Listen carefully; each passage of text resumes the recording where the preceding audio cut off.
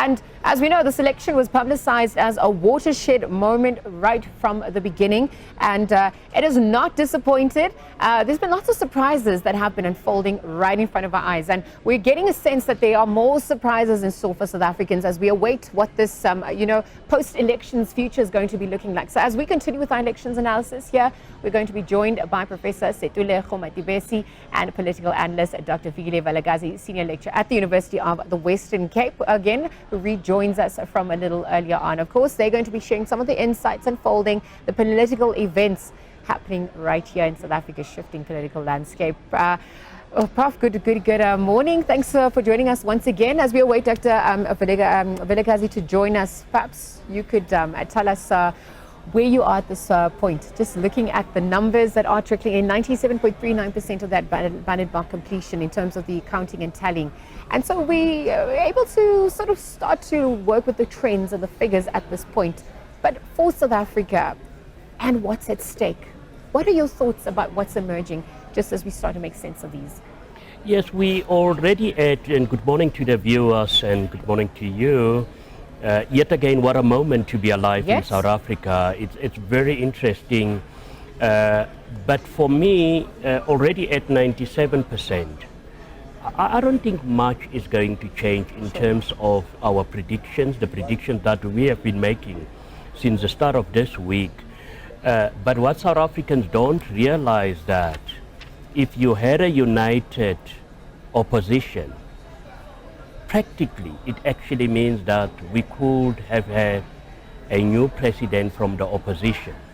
But that's not going to happen because of the highly fragmented nature of our opposition. It's possible, but it's not going to happen. And so these are the possibilities and the probabilities that we are exploring in this post-elections scenario for South Africa and the reality. I mean, we also know, according to the Electoral Act, the Commission has 7 days to announce the results.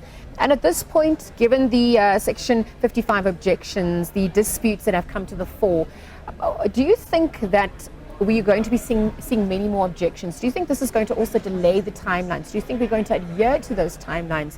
What are your concerns, but also what do you think is going to unfold on that front? Well, I think South African voters will be concerned. You don't spend a day going and stand in queues, and then it seems as if a decision has to be made somewhere else. But if there are genuine, valid concerns and disputes that have been laid, then I strongly believe they need to be investigated. But based on my experience with the IEC, there will be a press conference to say so many objections has been received, and then the results will be declared, or they're dealing with those objections.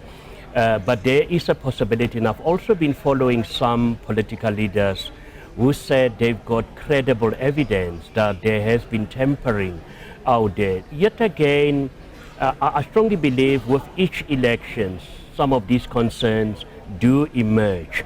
But are they of such a significant nature that they do affect the credibility of the IEC and the credibility of the elections? That is another question. But these outcomes are not looking good for South Africans, not in terms of all the serious allegations, which I strongly believe has huge reputational implications for the IEC going forward, because you can't forever have these long-standing issues. But fact of the matter is that any election outcome reflects the will of the people. Yeah, X marks the spot, Prof, and those numbers are trickling in, and we're really getting a sense of, what this new scenario is going to look like for South Africa. Who does it actually benefit? And are people at the center of the negotiations that are happening, given the issues that have come to the fore?